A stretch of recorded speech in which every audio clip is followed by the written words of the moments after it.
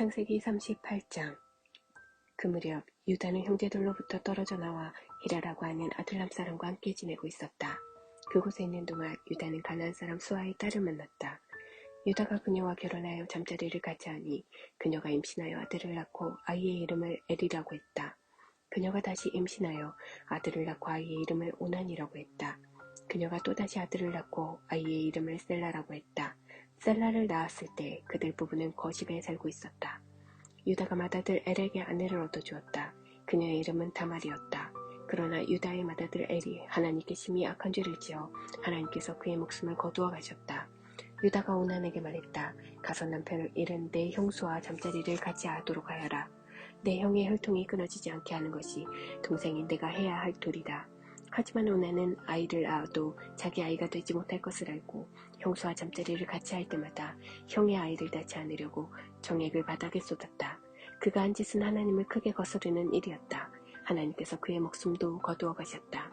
그러자 유다는 며느리 다말을 찾아가서 말했다. 내 아들 셀라가 다 자랄 때까지 내 아버지 집에서 과부로 지내고 있거라. 그는 셀라마저 형들처럼 죽게 될까 걱정했던 것이다. 그리하여 다말은 자기 아버지 집으로 가서 살았다. 시간이 흘러 유다의 아내 곧 수아의 딸이 죽었다. 애도 기간이 끝나자 유다는 아둘람 사람인 친구 히라와 함께 양떼의 털을 깎으러 딥나로 갔다. 다말은 내 시아버지가 양떼의 털을 깎으러 딥나로 갔다는 소식을 전해 들었다. 그녀는 과부의 옷을 벗고 너울로 얼굴을 가려 남이 알아보지 못하게 한 다음 딥나로 가는 길에 있는 에나임 입구에 앉아 있었다. 그녀는 셀라가 다 자랐는데도 유다가 자기를 그와 결혼시키려 하지 않는다는 것을 알고 있었다. 유다는 너울로 얼굴을 가리고 있는 그녀를 보고는 창녀라고 생각했다. 그는 길가에 있는 그녀에게 다가가 말했다. 오늘 밤 함께 보내자. 유다는 그녀가 자기 며느리인 줄을 전혀 알지 못했다. 그녀가 말했다. 그 값으로 내게 무엇을 주시겠습니까? 유다가 말했다. 내 가축대에서 새끼 염소 한 마리를 보내겠다. 그녀가 말했다. 그것을 보낼 때까지 내게 담보물을 맡기면 그렇게 하겠습니다. 담보물로 원하는 게 뭐냐? 그녀가 대답했다. 어르신이 갖고 있는 줄 달린 도장과 지팡이를 주십시오. 유다는 그것들을 다말에게 건네고 잠자리를 같이 했다. 그녀가 임신하게 되었다. 그녀는 그곳을 떠나 집으로 돌아가서 너울을 벗고 과부의 옷을 다시 입었다. 유다는 친구인 아둘람 사람 편에 새끼 염소를 보내며 그 여자에게서 담보물을 찾아오게 했다. 그러나 그 친구는 그녀를 찾지 못했다. 그래서 그곳 사람들에게 물었다. 이곳 에나임 근처 길가에 앉아있던 창녀는 어디로 갔습니까? 그들이 말했다. 여기에는 창녀가 없답니다. 그가 유다에게로 돌아와서 말했다. 그 여자를 찾을 수 없었네. 그곳 사람들이 거기에는 창녀가 없다고 하더군. 유다가 말했다. 담보물을 가질 테면 가지라지. 우리가 계속 찾아다니면 다들 우리를 보고 손가락질을 할 것이네. 나는 이 거래에서 내 도리를 다했네. 내가 새끼 염소를 보냈지만 자네가 그녀를 찾지 못한 것뿐이네. 3달쯤 지난 뒤에 유다에게 한 소식이 들려왔다. 자네 며느리가 창녀짓을 하고 있네. 게다가 이제는 임신까지 했다는군.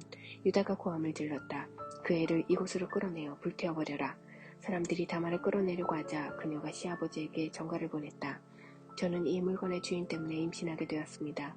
이 물건을 확인해 보십시오. 이 줄 달린 도장과 지팡이가 누구의 것입니까? 유다는 그것이 자기 것임을 알아보고 말했다. 그 애가 옳고 내가 잘못했다. 내가 그 애를 내 아들 셀라와 결혼시키려 하지 않았기 때문이다. 유다는 다시는 그녀와 잠자리를 같이 하지 않았다. 다말이 출산할 때가 되었는데 그녀의 태 속에 쌍둥이가 있었다. 아이를 낳을 때 한 아이의 손이 나왔다. 산파가 그 손에 붉은 실을 묶고 말했다. 이 아이가 먼저 나온 아이다. 그러나 바로 그때 그 아이의 손이 도로 들어가더니 그의 동생이 나왔다. 산파가 말했다. 동생이 밀치고 나왔구나. 그래서 아이의 이름을 페레스 돌파라고 했다. 곧이어 그 아이의 형이 손에 붉은 실을 감고 나오니 아이의 이름을 세라, 빛나다라고 했다. 39장. 이스마엘 사람들이 요셉을 이집트로 끌고 가자 바로의 신하로 왕실 일을 도맡아 관리하고 있던 이집트 사람 보디발이 그들에게서 요셉을 샀다. 하나님께서 요셉과 함께 하셨으므로 그가 하는 일이 다 잘 되었다. 그는 자기 주인인 이집트 사람의 집에서 지내게 되었다. 그의 주인은 하나님께서 요셉과 함께 하시면서 요셉이 하는 일 받아 잘되게 해주시는 것을 알았다.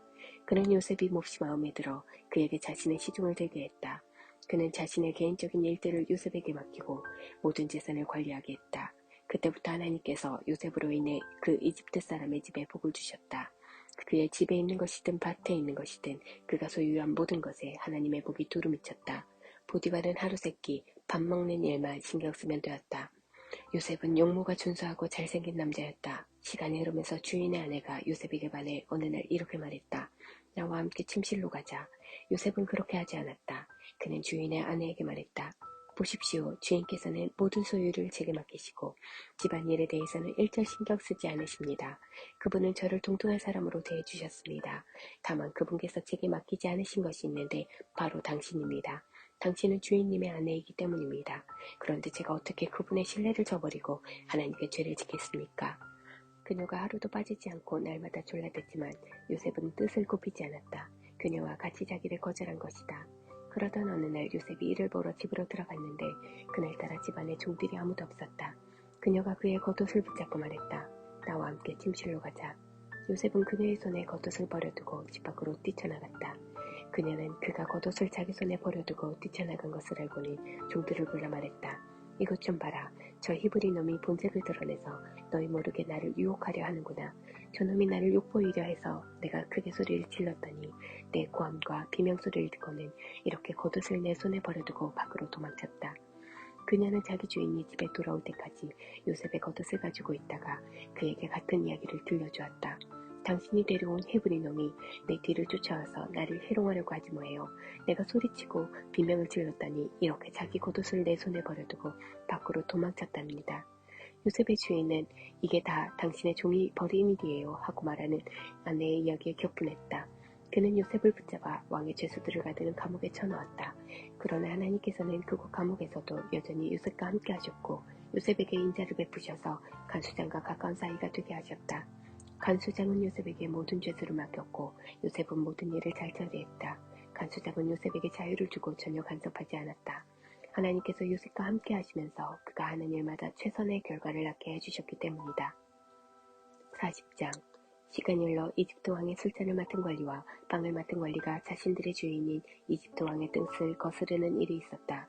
바로는 두 관리, 곧 술잔을 맡은 관리와 빵을 맡은 관리에게 크게 노하여 그들을 감옥에 가두고 경호대장의 감시를 받게 했다. 그들이 갇힌 곳은 요셉이 갇힌 곳과 같은 감옥이었다. 경호대장은 요셉에게 그들의 시중을 들도록 지시했다. 감옥에 갇힌 지 얼마 뒤에 술잔을 맡은 관리와 빵을 맡은 관리가 같은 날 밤에 꿈을 꾸었는데 각자의 꿈이 저마다 의미를 가지고 있었다. 요셉이 아침에 그들에게 가보니 둘 다 기운이 없어 보였다. 그래서 그는 자신과 함께 갇혀있는 바로의 두 관리에게 물었다. 무슨 일입니까? 어째서 얼굴에 수심이 가득합니까? 그들이 말했다. 우리가 각자 꿈을 꾸었는데 그 꿈을 해석해줄 사람이 없어서 그러네. 요셉이 말했다. 꿈의 해석은 하나님께로부터 오는 것이 아닙니까? 어떤 꿈을 꾸었는지 이야기해 보십시오.